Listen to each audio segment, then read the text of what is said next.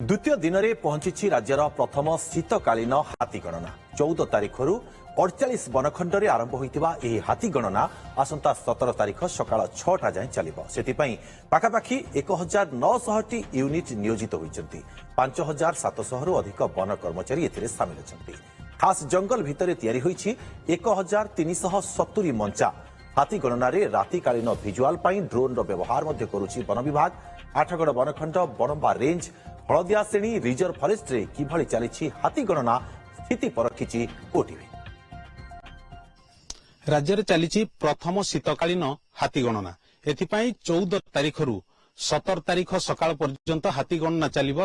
3 दिन हाथी गणना चलिबो। सेथिपाई राज्यर विभिन्न जंगल रे मंचार व्यवस्था करा जायछि।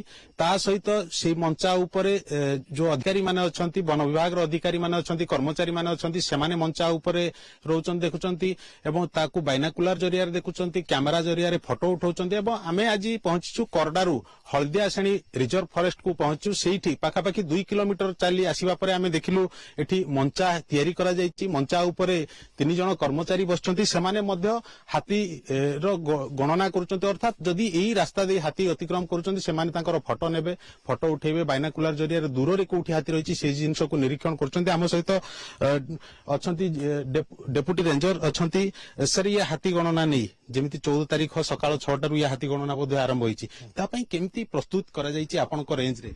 हम रेंज रे 12टा यूनिट 15टा यूनिट हिछि सेति पई हमें ट्रेनिंग भी मध्य प्रशिक्षण दिया जायछि।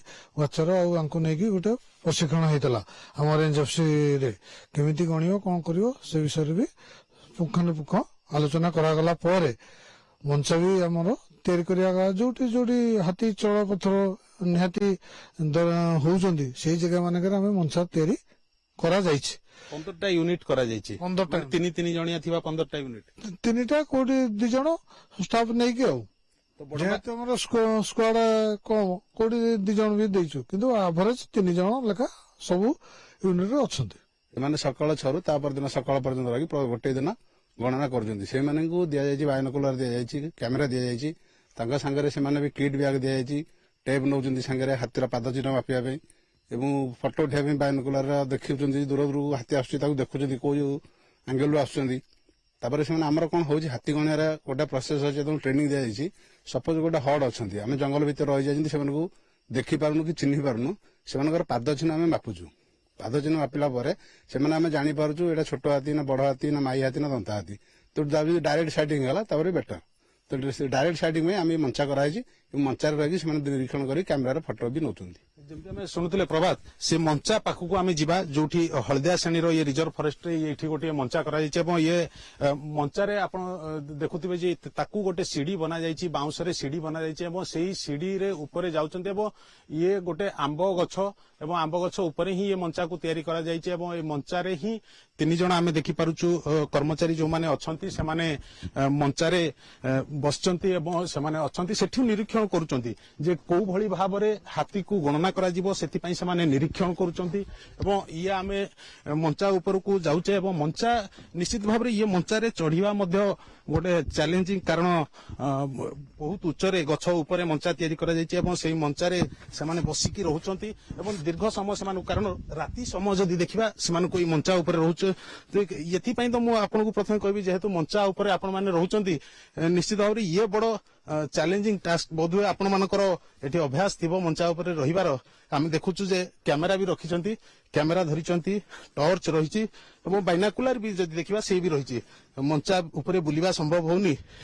आपन ना दामोदर सेठी आपण अछंती किंतु ये मंचा ऊपर केते समय जगी की रहिबा को पडुची। आज्ञा आमे सकाळ 6 रु आमे आसुचु सकाळ 6 रु रहउचु पूरा दिन 12टा गोटे जाके आमे रहउचु तापरे पुणी खाई पीकिन पुणी 3टा रु आसु पुणी 3टा रु रहउचु सकाळ 6 जाके आम से अनुसार पाखापि दी ट्रांसफर बुलाऊँ बायनकुलर देखुचु कि ना से जगह आम पाचु जगह कहते सकाल जाकि जगह देखा देखी प्रथम जमी कहते आम प्रथम देखुचु कौ जगह शब्द होची से जगह पुणी तापर दिन सकाळे आपण पहुंचुचंती एवं से जगह देखुचंती जे हाथीर कौन चिन्ह अच्छी बा कौन केमती कौ कौ जिनस को हाथी थाई पारे बोली जानुचंती जेतेबेले सकाळे जाउचंती आमे तांकर ପାଦ ଚିହ୍ନକୁ ଟ୍ରାକ୍ କରିକିନି ଯାଉଛୁ। ତାପରେ ହାତୀ ଗଲାବେଳୁ ସେଠି ଡାଳ ପତ୍ର ଏସବୁ ମାନେ ଭଙ୍ଗା ଭଙ୍ଗି ସବୁ ହେଇଥିବ, ତ ସେଇ ସବୁ ଜିନିଷକୁ ଆମେ ଟ୍ରାକ୍ କରିକିନି ଆମେ ତାଙ୍କ ପାଖକୁ ଇଏ କରୁଛୁ। କିନ୍ତୁ ବର୍ତ୍ତମାନ ସୁଦ୍ଧା 7ଟି ହାତୀକୁ ଆପଣ ମାନେ ବର୍ତ୍ତମାନ ସୁଦ୍ଧା ଦେଖିଛନ୍ତି ବା ଏଇ ଯୋଉ ଗଣନା ଚାଲିଛି ଏଇ ଭିତରେ ଶୀତକାଳୀନ ଗଣନା ଅଛି, ଏ ଭିତରେ 7ଟି ହାତୀ ହିଁ ଦେଖାଯାଇଛି। ଅନୁମାନ ଯେ ଆଉ କିଛି ହାତୀ ଆସିପାରନ୍ତି? ଆଜ୍ଞା ହଁ, ଆସିପାରନ୍ତି, ଆମେ ସେମିତି ଅନୁମାନ କରୁଛୁ ଆସିପାରନ୍ତି ହାତୀ। ଇଏ କଣ ହାତୀର ଚଲାପଥ ଏରିଆ, ଏଇ ଏରିଆରେ ସେମାନେ ଯାଆନ୍ତି, ନିୟମିତ ଯାଆନ୍ତି ନା କଣ ପାଇଁ ଏଇଠି ମଞ୍ଚା ଯୋଉ କରାଯାଇଛି?